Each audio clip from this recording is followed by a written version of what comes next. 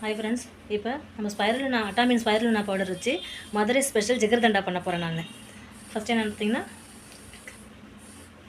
தேவையான பொருட்கள் எடுத்து வச்சுருக்கேன். பாதாம் பிசினை காலையில் ஊற வச்சு எடுத்து வச்சுருக்கேன்.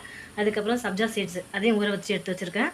அதுக்கப்புறம் சுகர் பவுடர், அதுக்கப்புறம் நமக்கு ஸ்பைருலினா பவுடர், நல்லா திக்காக காய்ச்சின பால் ஏடு கொஞ்சம், இதெல்லாம் கலந்து தான் இப்போ நம்ம மதுரை ஸ்பெஷலான ஜிகர்தண்டா பண்ண போகிறோம். ப்ளஸ் அட்டாமின் ஸ்பைருலினா பவுடரை ஆட் பண்ணி ஃபஸ்ட் நம்ம ஜிகர்தண்டா பண்ணணுன்னா, இப்போ சம்மர் சீசன் இருக்கிறதுனால நமக்கு இந்த பாதாம் பிசின்லாம் சேர்த்து எடுத்துகிட்டா உடம்புக்கு நல்லா குளிர்ச்சியை கொடுக்கும். அதை விட நம்ம ஸ்பைருலினா பவுடர் ஆட் பண்ணுறதுனால நமக்கு நிறைய எனர்ஜியும் இதில் கிடைக்கும். இப்போ நம்ம ஸ்பைருலினா பவுடர் நமக்கு ஒரு 1/2 ஸ்பூன் போதும். ஏன்னா இது ஒரு கிளாஸ்க்கு தான் நான் ரெடி பண்ணதுனால 1/2 ஸ்பூன் போதும். போட்டு நல்லா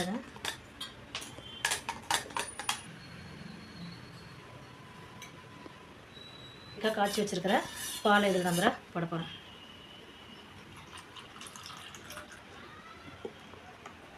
பார்த்தீங்கன்னா, இப்போ sugar syrup spirulina powder mix பண்ணி அதோட கலரும் தெரியறதுக்காக நான் அதில் சுகர் பவுடராக பண்ண போகிறேன்னா பால் ஏடு எடுத்து வச்சுருக்கேன் டேஸ்ட்டுக்காக. எப்போயுமே நமக்கு ஜிகர்தண்டானா அது மேலே ஐஸ்கிரீம் வச்சு சாப்பிட்டா இன்னுமே நமக்கு டேஸ்ட்டாக இருக்கும். ஸோ நம்ம ஸ்ட்ராபெரி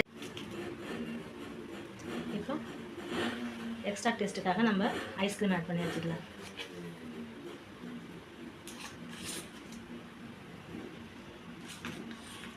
இப்போ சம்மர் சீசனுக்குனால நம்ம இந்த குளிர்ச்சியான பொருட்கள் எடுத்துக்கிறது நம்ம உடம்புக்கு ரொம்ப நல்லதாக இருக்கும். ஸோ இது கூட சேர்த்து நான் கட் பண்ணி வச்சுருக்கிறேன் dry nuts,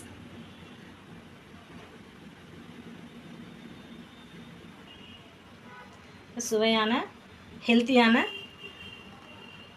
Madurai special jigarthanda நமக்கு ரெடி ஆயிடுச்சு.